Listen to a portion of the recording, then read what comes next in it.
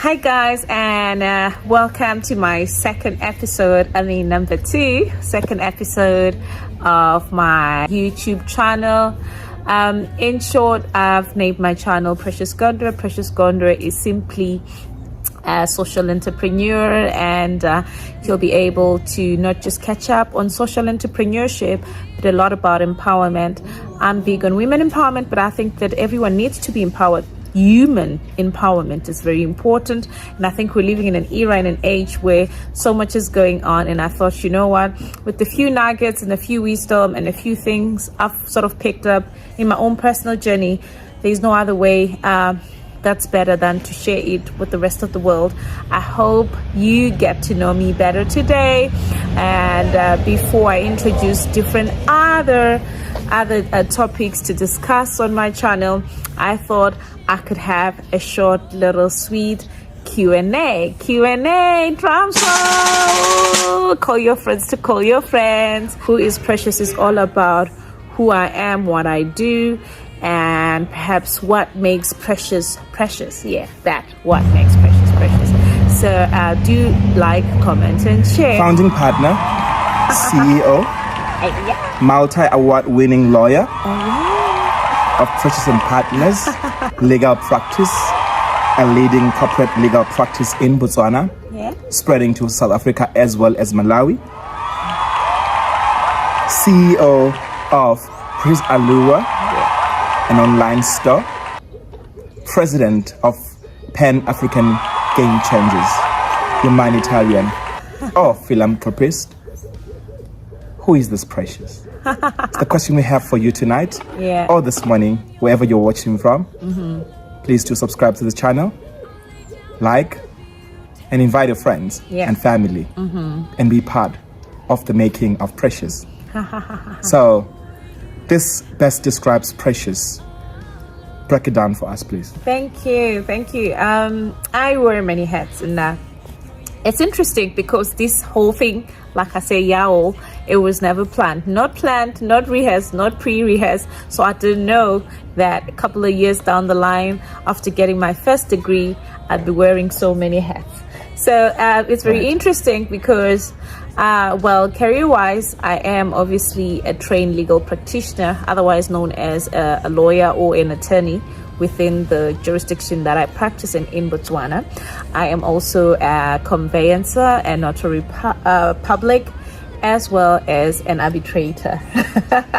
Beautiful stuff. I love that. Yeah. And I think the first 2-3 years of my practice, I was more into general litigation. And then I went overseas in the UK, where I registered as a foreign solicitor in the UK and Wales. And I then decided to take up corporate law. So I enjoy corporate law because it all involves around entrepreneurship.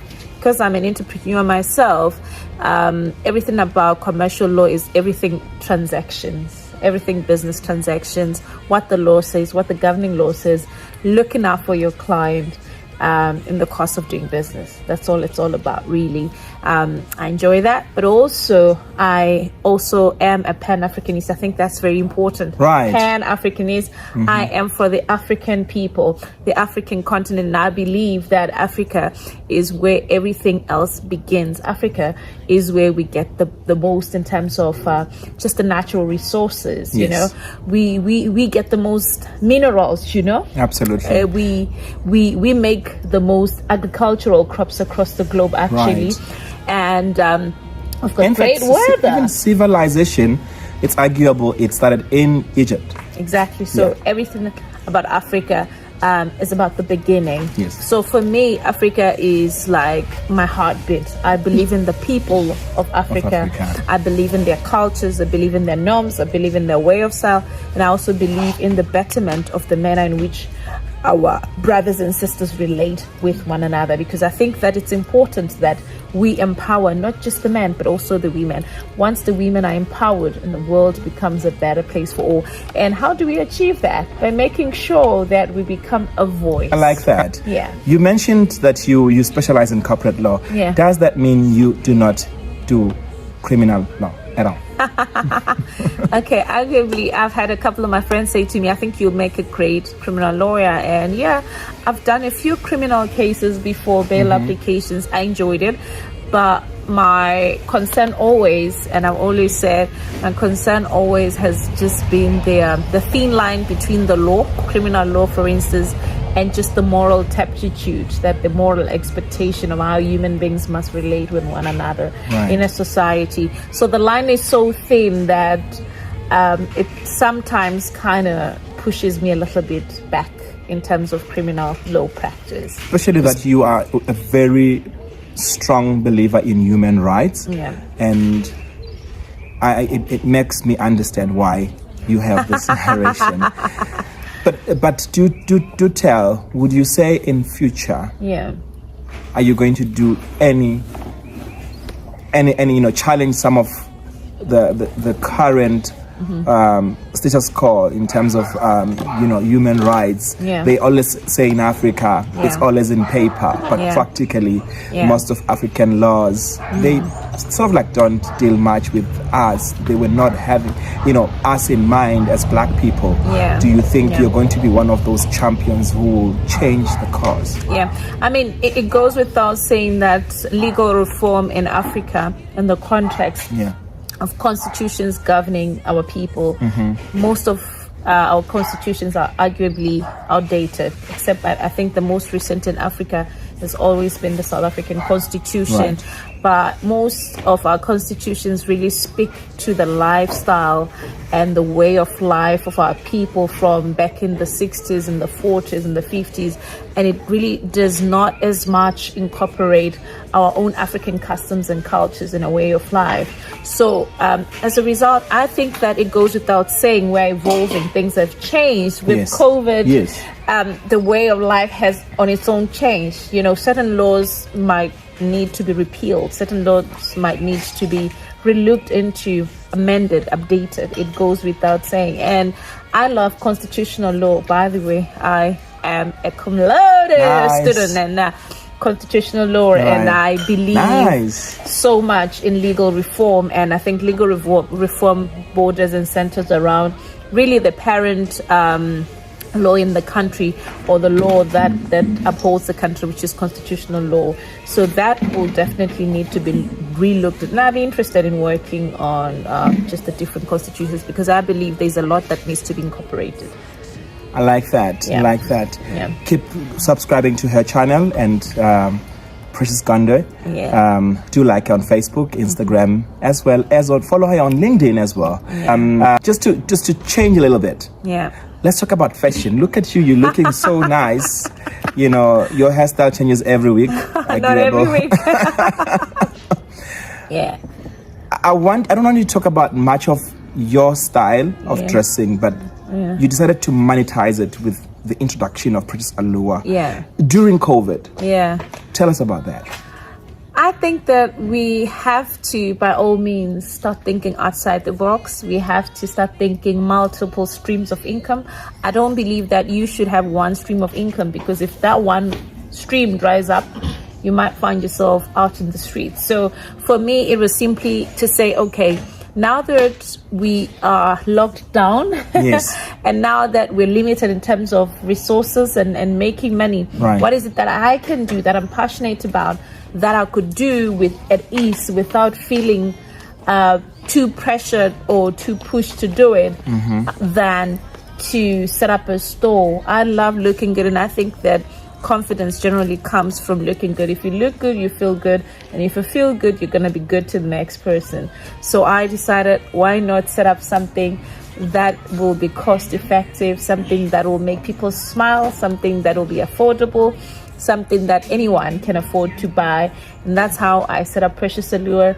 It's been a growing baby, I must say. Teething problems here and there. For those of you that have started businesses, you do know that everything is about baby steps. First you take once. In fact, before you even start walking, you have to crawl. So we're still crawling and trying to stand up. We're leaning in, but I think that because I'm passionate about it, it'll do well. So you do say that whatever one does, if there is no passion, there will not be that going on and on, even Yeah. in tough times. Yes. Because passion, if you're passionate about something, you will do it even if you're not paid for it. Yeah. So look at you always look good in everything that you wear. Thank you. So I think really, ladies, you're blessed to have a mentor like Precious. Because mentorship, Yeah.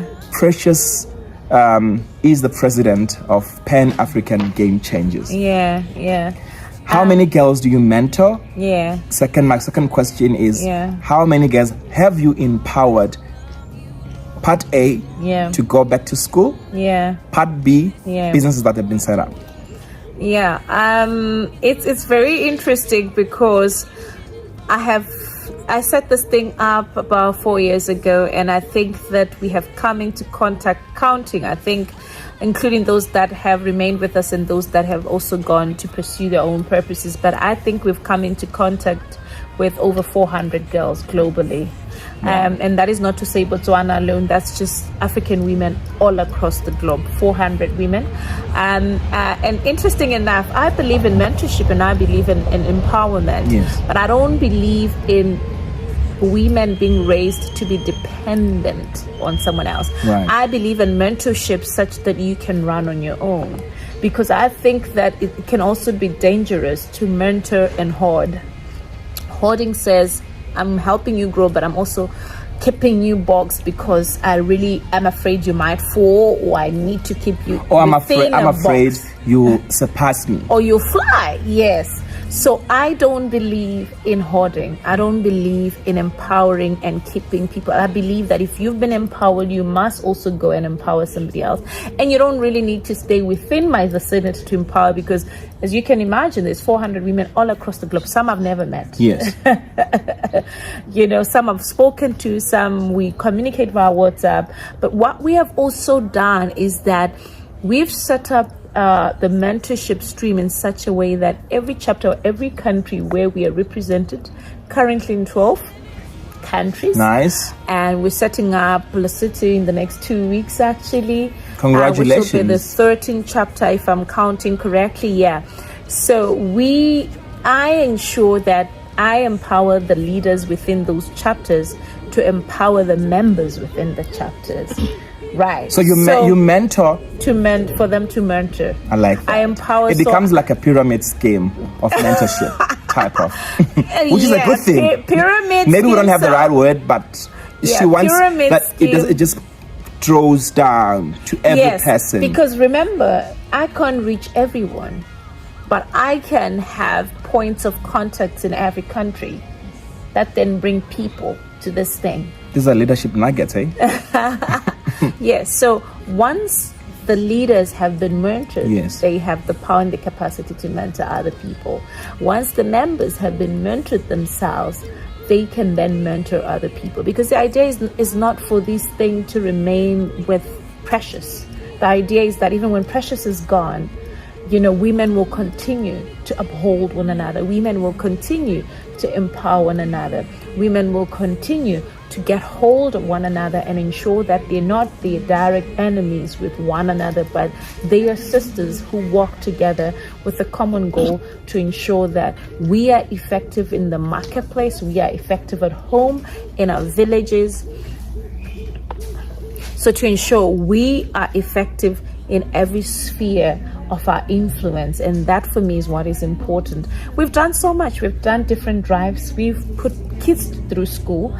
I need to actually do a bit of audit because we've really done a lot throughout COVID to ensure some of our members internally, we've had to pay for their university fees to ensure they don't go out of school. We've had to pay for their boarding fees, some examination fees, some their direct school fees, just to ensure that they don't go without getting the basic education. We've not just done that for individuals, but also for communities. I know. I remember in 2020, you fed over 125 families right here in the Greater Gaborone. I would say it's a province. And how does that feel though when you do something for someone? Like when you go back to bed, when you retire to bed, how do you feel inside of you when you've done all these things? Does it boil down to say, okay, my name is becoming known, or what kind of feeling do you have? It's interesting because I do it because I understand that we all, what God gives us is really not for us. Right. God gives us so we can be givers to others, or we can be an answer to others. So for me, when I've done that, I know I am fulfilling God's purpose, because Right. God cannot come down on earth and feed you. But if I'm here and He has given me something, You're an extension. then I have to be an extension of God to humanity. And when I've done that, I don't take the praise, because I understand that God has given me so I can be an answer to another person.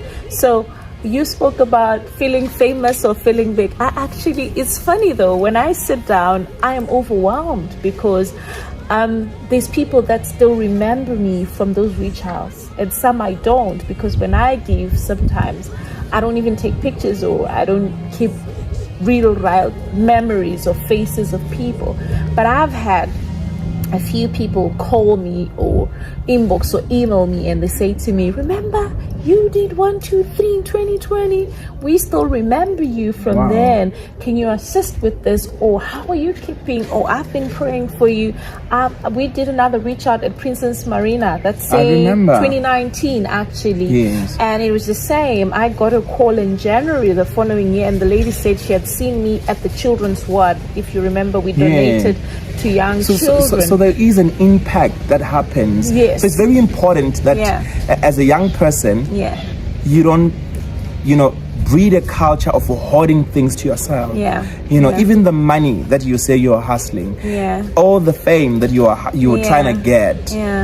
If you are not extending to the next person, some of you have been given opportunities. Some of you have won government tenders.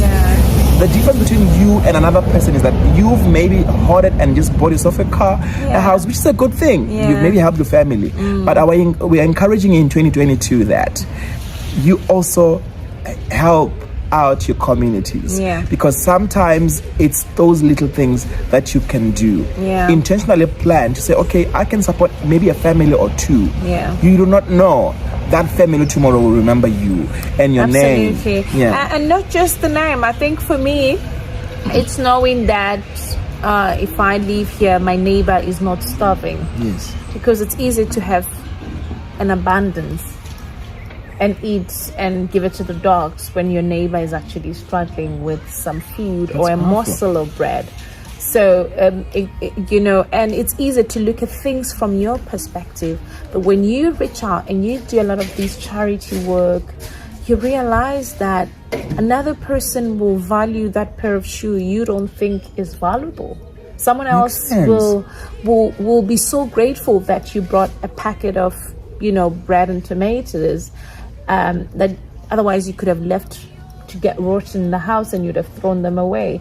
They'll value that and they'll pray for you. Not just that. And I think that it also becomes like I should call it answering. It becomes like you're answering your call to humanity and nature, and it is the greatest feeling knowing that you are constantly within a phone call away. So whenever there's a call or there's a need and you're willing to give or to do without expecting anything in return, that is where the greatest blessing lies, because you give without strings. So you give without expecting anything in return, and you understand that God is the one that will reward you. Therefore, even those that you give, you have no business mocking them or making them feel small or making them feel some kind of way because they've accepted your gifting. So there's that spiritual connotation, at least for me, that I understand that in giving, I'm not giving to show off, and I'm not giving to get praises from humanity. I'm doing it because I understand I am serving humanity. I like that. You keep on mentioning God. I want to believe you are a believer.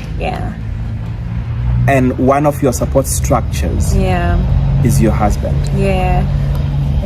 There is this belief in the world that once a woman becomes successful, she neglects family. I don't think that clearly defines you anywhere. You're my sister, but I've seen you in how you handle the affairs of of your family, where you got married to, and of course your immediate family, which is your siblings and your mother. Why is it so important to always have family around? I think family becomes the backbone now. They become your sanity when the going gets chaotic world. When the going gets tough, family will step up. Family will come to the hospital to check on you. Family will cook up a meal for you when you can't do it yourself. Family will always have your back. So it's important to have a support structure, because with all that we're doing, the work that we're doing on the ground, the traveling I do in the different countries across Africa and the globe. This is the traveler, the globetrotter. Yeah, I'm also a globetrotter. I think I forgot that in my introduction. You are going to need to have a base. The base is very important. Somewhere, it's like a man cave where you can go and hide. Or a place of safety where you can speak your mind and think and be allowed to think and be free and be precious, free from judgment, free from resentment, free from malice and gossip. It's like PAGC, because that's the same principle, that's the same platform we are trying to create for women, because we live in a very dangerous and cruel world. So you need family for safety, and you're going to also need a team of women rallying behind you, a team of men rallying behind you, and you can be safe to express yourself, you can be safe to be a voice, and you can be safe in just expressing even your setbacks and your failures, your struggles, your weaknesses, in a world that believes in this facade and perfectionism that doesn't exist and makes it very hard for people to be themselves. So when you create a family base, you become safe. And when you create a platform or an organization such as PHC, you create a place of safety. So that's just about me. I think humanity needs a safe place for everything to breathe. No man is an island. You're gonna need a place of safety for all the different reasons. Absolutely. Yeah. Precious the homemaker. Yeah. Wow, that's interesting. Shout out to my husband. Hey. Richard is in Brunei at the moment. I think I had a conversation with Mastima when I was still in the UK a couple of days ago, and she was like, wow, you're such a logistics manager, because I was telling her what I was running around doing and the fact that now we're preparing to move to Brunei, and I was coming back to Botswana. She's like, you're doing so much. And I said to her, well, it's my calling, it's what I signed up for. And I have to make sure that in the process of being successful in the marketplace, I retain my marriage, because that is also my identity. If I was not married to such an amazing guy that would support everything I do, probably some of the things I've been able to do and achieve I wouldn't have. So I have to constantly go back and retrace, where did I start? Who are the people that I drank water with, starve with those eat with those you starved with. Basically. I like that. I think for me, when you talked about family, there's something that really struck me, which I think I'm going to go with for generations to come. You said family are those who will look after you when you're sick. Those that will be with you. Because sometimes our family, yes, there could be differences here and there. But those are your people. You should have your own tribe that you can always go to. Absolutely. That you can always be so proud of. And you have to fight for it and defend it at all costs. And not expose. But also you need to understand, if there are situations maybe within your family, you should be the one to advocate for peace, for reconciliation, for forgiveness against all odds, because that is the key to keeping a family together. If you cannot forgive, if you cannot advocate for peace, if you cannot be the one to step up and say, guys, let's resolve it. Because in most setups, in most family setups, there's always a big elephant in the room that's never addressed, and that's what causes families to break, and that's what causes homes to fail. Not being an advocate for peace. If you call my husband right now, he'll tell you, if there's anything that bothers me, I want us to talk about it now. So and there's get it out power of the in way. now. You know, I posted on LinkedIn, Yeah. you need to learn to do things now. And you're one person who believes in doing things now. And not tomorrow. Not tomorrow. Because I can control the now. I'm breathing now. I'm healthy now. I have the power now. Not tomorrow. I don't know what's going to happen tomorrow in a crazy world that we live in. Leaderships change, political spaces change, economic spaces change. Yeah. But if I have an understanding of the now, I'm able to go out there and grab everything I need to grab, because we only guaranteed the now. Right, I like that. And we're about to obviously close this episode, this EP for today. Yeah. But I want us to talk about Precious the Worshipper. Wow. Now that Who is I thought that? We're outside, and I just felt like literally like the Holy Spirit literally blowed. Because the right world into thinks my that you cannot be successful, you cannot do so much and be a believer in God. Maybe our generation there is a bit of doubt. But let's talk about Precious the Worshipper. One of the with things I can tell you this, actually, Ishmael, I worship more than I pray, if that even makes sense. It's good to pray. I love prayer. I pray, you know that. Yeah. But there's power in worship, because worship is, like they say, is the only thing that God cannot do for himself. So you're giving God what he obviously cannot do for himself. Yes. Then he'll be able to do for you what He you can do cannot. anything. I like that. So, see, prayer is good. And most times when we pray, it's supplications, it's petitions, it's requests to God for certain things. But when we worship God, we're simply saying, God, I don't see any problem. I don't think anything, any wall, any mountain in front of me is greater than who you are. And I'm not going to give attention to the mountain. I'm not going to give attention to the valley. I'm not going to give attention to what I'm facing. Amen, sister. Because I understand you created all things. Wow. So if you created all things and you are still in control and you are who you say you are and who you have proven to me that you are, I have no business complaining about the mountain. Wow. And this is how I navigate trouble, challenges, issues. And this is how I'm able to forgive. I think you know my heart when it comes to forgiveness, because I understand that my relationship with God, I never want anything to come between me and my worship to God. You got an experience with this God that you're talking about. It looks like it's so personal. It's very personal, because I come from a very humble background, and when I look back at my life 5-10 years ago, and those that knew me then and what they see now, I think it's a complete 360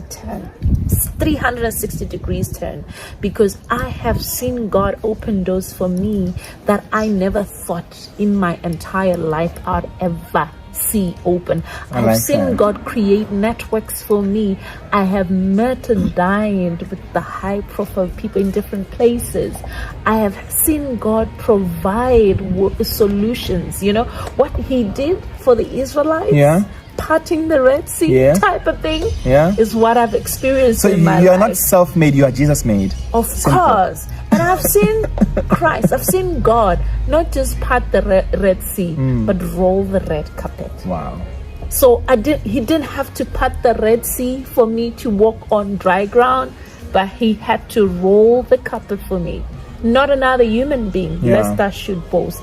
But my understanding with God and how he's flipped the page completely concerning my life tells me that there is no other being, there is no other thing that can make me who I am but God. So that's my mindset. So sometimes people might never understand how I even handle things, affairs in my life. It's because I haven't that ear. I hear so much from God sometimes. It's so audible. I have to stop myself. So there's nothing that I do. I don't do things out of impulse. I've understood that if you are in the presence of God and you are in sync with God, He will order your steps. He'll direct you. He'll know even where the money is. The money that we work so hard. Think of the fish. He knew which fish. Because sometimes when you're just doing it alone, you can maybe knock 100 doors. Yeah. And you won't get an answer, and you'll be so frustrated. Yeah, because that's not the fish. Yeah. But if you were to pause and trust this God, trust His process, trust His word, then you will know the right people to approach. Yeah. You won't be frustrated. You won't feel like, time is running out, But look at what God has done for you. So, a young person, if you're at home, and you look forward to hearing some of these testimonies of Precious, hearing this success stories where God has taken her from. Each EP will just be different. She'll be interviewing different people. And I know for a fact that if you stick with it, just 3 months, I guarantee you, if you are really sad, life has hit you so hard, you don't know where to go to, this is the right channel that you're gonna stick with. You watch out for each episode. It will inspire you, it will bless you, you'll be able to rise. And I definitely know that you'll be able to put on the comment section what this channel has done for you. So look forward to this journey with Precious. And I really want to, maybe let me not say much, let's say, hey, let her talk to you, Precious, and the future concerning you. Thank you very much. I am looking forward to sharing a number of principles that I live by, that I know work. Right. And I'm not talking rocket science here. Not theory. I'm not talking mumbo jumbo. What is it called? Magic. I am talking the true principles of life that can make you successful, that can help you lead a quality life, peaceful life, wealthy. And wealth is not just material. Wealth is the wisdom that you possess. Absolutely. The knowledge to navigate through life. Knowing if you must go left or right at every junction. Knowing when to stop and not move. Knowing when you have to walk and not run. Knowing when you have to run and when you have to stop. So there's all these dynamics, because life in itself is like a tornado. All right. So I look forward to sharing with you guys a few things I've picked up, that I've learned, that have worked for me. And I really hope that one person somewhere can learn something, or at least share with someone that might need it on another day. And I just want you guys to stick around and make sure you join us in our next episode. I'm not sure if I'll be interviewing him or I'll be bringing somebody else new. You never know. But do expect different things to happen. So today we're shooting at my house, literally outside in the garden. As you can see, the sun is set, but we're still out here because we value human empowerment. We value human empowerment. Absolutely. That's what it's about. Human empowerment. You're not just empowering yourself. You're not just saying, oh yeah, I've got the secret to success and I'm going to keep it to myself. Right. You're simply saying, because I've learned something, I could pass on that baton, that knowledge to another person, and hopefully they can also lead a better life. That's all right. 5. Okay, let me just get, this one is the last one. It's 5. I want us to do 5 fun facts of Precious. Yeah. So just tell us, tea or coffee? Tea. Okay. Yeah. Movies or basketball match? Oh, movies. Dress or jean? Oh, I love my... Oh, that's confusing. But I think I love my jeans better. Traveling or eating out? Oh, I love traveling. I'll do anything to travel. And then the last one is, maybe she'll tell us one fun fact. About me. Oh, Afro hair over relaxed hair. Afro all the way. Pan-Africanism. You see, it's all about pushing up the Pan-African flag. So thank you so much. My name's Ishmael Masugu, but I prefer being known as Connor McClendon. And see you next time. Signing out. Bye.